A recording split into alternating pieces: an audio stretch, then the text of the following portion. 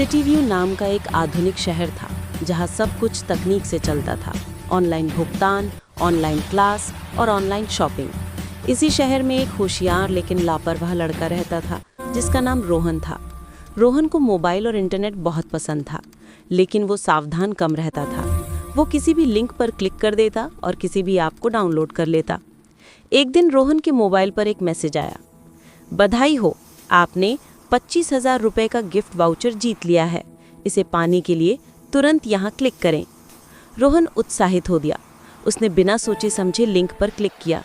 Link खुलते ही एक चमकदार वेबसाइट सामने आई जिसने उससे उसका नाम, पता और बैंक से जुड़े कुछ विवरण मांगे। रोहन को लगा कि अगर ये असली कंपनी है तो जानकारी देने में क्या दिक्कत है। उसने सारी डिटेल भर दी। कुछ ही देर बाद उसे एक और मैसेज आया, आपका पैसा ट्रांसफ़र होने में समस्या आ रही है, कृपया नीचे दिया गया ऐप इंस्टॉल करें और अपना OTP दर्ज करें। रोहन ने तुरंत ऐप इंस्टॉल किया और जैसे ही उसने OTP डाला, मोबाइल स्क्रीन एक पल के लिए ब्लैक हुई और फिर सामान्य हो गई। रोहन को कुछ समझ नहीं आया। अगली सुबह उसके पिता अचानक कमरे में आए और बोले, रोहन, बैंक से मैसेज आया है, अकाउंट से 48,000 रुपये निकाल लिए गए हैं, तुम्हें किसी ने धोखा दिया है। रोहन के पैरों तले जमीन खिसक गई। वो रोने लगा और बोला, पापा, मैंने एक लिंक पर क्लिक किया था, शायद उसी से। पिता ने गहरी सांस ली और कहा, बेटा, इंटरनेट बहुत बड़ा समुद्र है। यहाँ असली लोग भी हैं और नकली भी। साइबर अपराधी ऐसे ही भोले लोगों से पैसे चुरा लेते हैं। रोहन घबराए हुए स्वर में बोला, अब हम क्या करेंगे?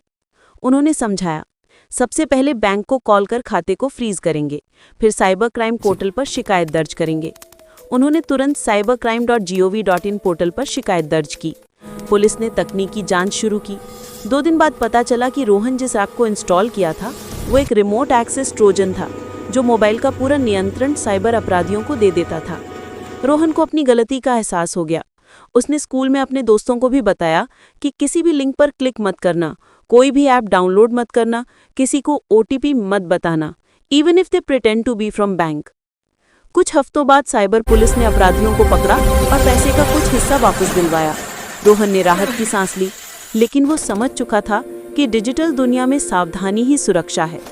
उस दिन के बाद रोहन हर ऑनलाइन चीज को ध्यान से देखता, लिंक क्लिक करने से पहले सोचता, OTP किसी को नहीं बताता और केवल भरोसेमंद ऐप ही डाउनलोड करता।